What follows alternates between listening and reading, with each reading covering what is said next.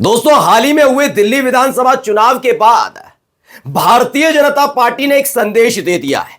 संदेश ये कि जो जितनी ज्यादा गंदगी उगलता है वो देखिए कितने मार्जिन से चुनाव जीतता है। यानी लोकतंत्र में हिंदू मुसलमान करना और गंदगी उगलना अब शान का प्रतीक होता जा रहा है, और इसी शान को किसी भी कीमत पर बीजेपी और उनके आशीर्वाद प्राप्त जितने हिंदूवादी संगठन है छोड़ने के लिए तैयार नहीं है, और जो वो करते हैं उस पर पूरा आशीर्वाद बना रहता है बीजेपी के नेताओं का। इसीलिए खबर महाराष्ट्र से निकल कर आई, जहां मुसलमानों के सबसे पवित्र स्थल को लेकर गंदगी न केवल उगली गई बल्कि सारी हदें पार की गई हैं। वो तो दिखाऊंगा ही।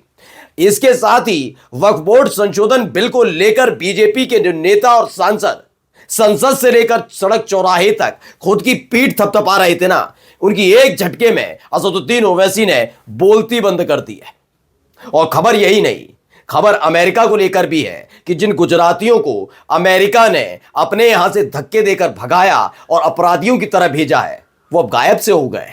कहां गए आखिर वो? ये सारी चीजें दिखाने जा रहा हूं। नमस्कार, मैं हूं प्रज्वल गौतम और आप देख रहे हैं the live TV. The live TV, सच सबसे आगे।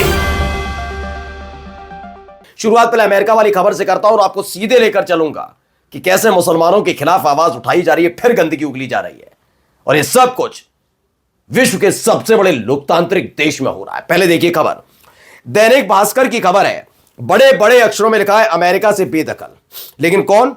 अमेरिका से भारत भेजे गए सभी 33 गुजराती हुए अंडरग्राउंड।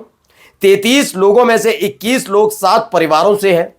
इनमें से 18 के एड्रेस अलग है। परिवार का दावा है कि पुलिस ने उन्हें किसी से बात नहीं करने की हिदायत दी है। अब आप सोचेंगे आए तो और भी थे, 104 में से 33 बचे तो बाद के और भी हैं ना, तो उनसे भी बात कर लो, 71 बचे। मैं फिर कहूंगा, इसे समझिए खेल क्या है। दरअसल गुजरात से आते हैं नरेंद्र मोदी साहब, गुजरात से आते हैं इस देश के गृह मंत्री अमित शाह साहब, और सबसे ज्यादा फजीयत इसी बात को लेकर हो रही थी कि जिन लोगों को बाहर किया गया उनमें तादाद गुजरातियों की ज्यादा थी। विपक्ष भी मुद्दा उठा रहा था, हर कोई सवाल पूछ रहा था। ऐसे में एक तो पहले से ही साख पर बट्टा लगा है। अब इन लोगों ने बातचीत करके बताना शुरू किया कि गुजरात के लोगों के साथ भी वही बर्ताव किया गया जो अमृतसर और पंजाब के लोगों के साथ है। तो उनकी बात को कैसे नरेंद्र मोदी साहब, कैसे अमित शाह साहब और कैसे इस देश के विदेश मंत्री झुटला पाएंगे? और झुटला दिया तो अगली बार गुजरात में सरकार बनाना बड़ा मुश्किल हो जाएगा। और खास बात यह है कि जब तक का प्रधानमंत्री काल नरेंद्र मोदी साहब का है, उसी बीच गुजरात में चुनाव भी होने हैं, फजीयत हो जाएगी। इसीलिए अभी से तैयारी की जा रही। खैर, दूसरी खबर जो सबसे महत्वपूर्ण, पहले इस वीडियो को देखिए, क्या हो क्या रहा, तमाशा देखिए, तमाशा बस।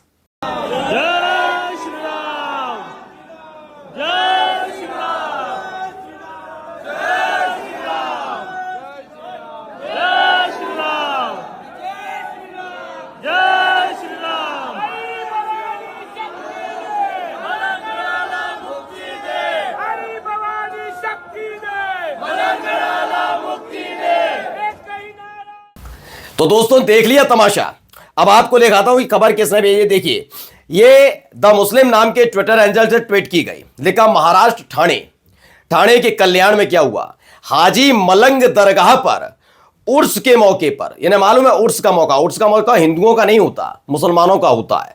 उर्स के मौके पर हिंदू संगठन दरगाह की जगह मंदिर होने का दावा करते हुए दरगाह परिसर में भवानी शक्ति दे मलंगगढ़ को पुल मुक्ति दे जैसे नारे लगाए। दरगाह ट्रस्ट का कहना है यह कोई मंदिर नहीं है। लेकिन सुनेंगे क्या? दरगाह ट्रस्ट की बात इस दौर में सुनी जाएगी क्या, जब इस देश के अंदर अदालतें भी अपने हिसाब से, अपने लिहाज से इस देश के जज जो न्यायमूर्ति के नाम से जाने जाते हैं, वो खुलकर मुसलमानों का पक्ष सुने बिना मस्जिद के नीचे मंदिर होने वाली याचिका को न केवल स्वीकार करते हैं बल्कि सर्वे टीम को भेज देते हैं। और उसके बाद जब तमाशा होता है, मारे जाते हैं मुस्लिम, घर तोड़े जाते हैं मुसलमानों को पीटा जाता है, उन्हें गिरफ्तार किया जाता है और उनकी ही तस्वीर शहर के अलग अलग चौक चौराहे पर लगा दी जाती है। क्या लग रहा है इसको देखकर कि क्या इस पूरे खेल में मानेंगे कि हां, जो तस्वीर निकल के जो ये मांग कर रहे हैं वो गलत है? दरअसल क्या है इसको मैं बता देता हूं। हाजी मलंग दरगाह जो है ना, दुनिया की नामचीन दरगाहों में से एक है। अब मैं 3 दरगाह बता रहा हूं जो मुंबई में है। 3 दरगाह है, पहले हाजी अली, हाजी मलंग और माहिम दरगाह।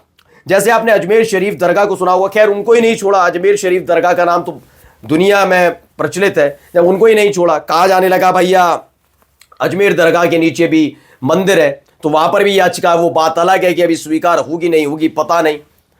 अब इसको लेकर नया तमाशा शुरू कर दिया गया है। तो ये तमाशे अलग अलग जगह किए जा रहे हैं। देखिए एक और वीडियो मैं दिखाने जा रहा हूं, इसी में देखिए अंदर घुसकर क्या बदतमीजियां की जा रही हैं, बदतमीजी देखिए।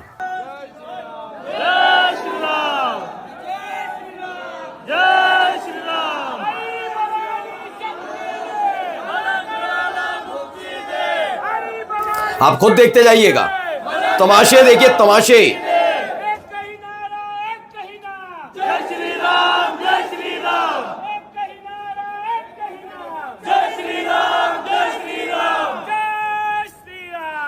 तो अब आपको मैं बताता हूं हुआ क्या है। इसको भी कल्याण ठाणे महाराष्ट्र की है, हाजी मलंग दरगाह में आयोजित उर्स के मौके पर यह किया गया। क्या किया गया? हिंदुत्ववादी संगठनों के कार्यकर्ता ने जय श्री राम के नारे लगाते हुए सामूहिक आरती की। दरगाह के अंदर भगवा झंडों के साथ एक भीड़ ने आरती करते हुए एक ही नारा, एक ही नाम, जय श्री राम जैसे नारे लगाए।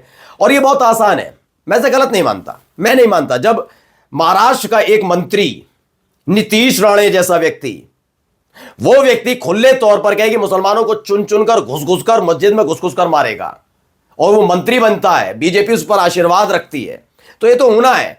ये फालतू की बातें करना बंद कर दे, चाहे ऊपर बैठे हुए नीचे, कि सबका साथ सबका विकास, तमाशे बंद कर दीजिए। और लानत भेजता हूं मैं उस पार्टी से जुड़े हुए मुस्लिम नेताओं को जो अपनी ही कौम को धोखा देते हैं। हां, उनको मानना चाहिए कि ये तमाशा है या नहीं, इस तमाशे की इजाजत क्या वो देते हैं, वो मानते हैं कि ऐसे तमाशे दरगाह पर होने चाहिए? बताइए। चलिए एक अगली खबर देखिए। असदुद्दीन ओवैसी का ये बयान सुनिएगा, इसने बहुत लोगों की बोलती बंद कर दी है। पहले सुनिए।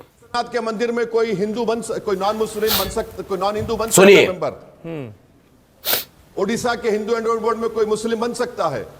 तिरुपति तिरुमला देवस्थानम में कोई मेंबर तो बनना छोड़िए, एम्प्लॉइज को निकाल रहे जो हिंदू धर्म के नहीं है। भाई यहां पर आप वही ऑन पैरिटी, जब आपके लिए अच्छा है, जब सिख गुरुद्वारा प्रबंधक कमेटी कहती है सही बात है, सिख बनेगा, ठीक है, आप यहां पर क्यों कर रहे हैं? इस तरह का प्रोविजन क्यों ला रहे हैं?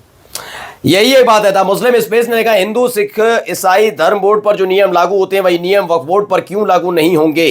काशी विश्वनाथ मंदिर बोर्ड, जगन्नाथ मंदिर बोर्ड, तिरुपति मंदिर बोर्ड में जब गैर हिंदू सदस्य नहीं बन सकते तो वक्फ बोर्ड में गैर मुस्लिम को कैसे सदस्य बना सकते हैं? यह सवाल उठना लाजमी, और यही एक पॉइंट था जिसकी वजह से हर कोई नाराज चल रहा था। लेकिन क्या कर रहे हैं ये जबरदस्ती ये सब कर किया जा रहा है, और असदुद्दीन ओवैसी ने इसी के खिलाफ मोर्चा खोला है। देखिए मिलत टाइम्स ने हिंदू सिख ईसाई धर्म बोर्ड पर जो नियम लागू होते हैं वही नियम वक्फ बोर्ड पर क्यों लागू नहीं होंगे? यानी चाहते हैं वक्फ बोर्ड का जो अध्यक्ष हो वो कौन बने? गैर मुसलमान बने, और उसके आधार पर ये क्या करना चाहते हैं, इनकी मंशा साफ साफ जाहिर हो रही है।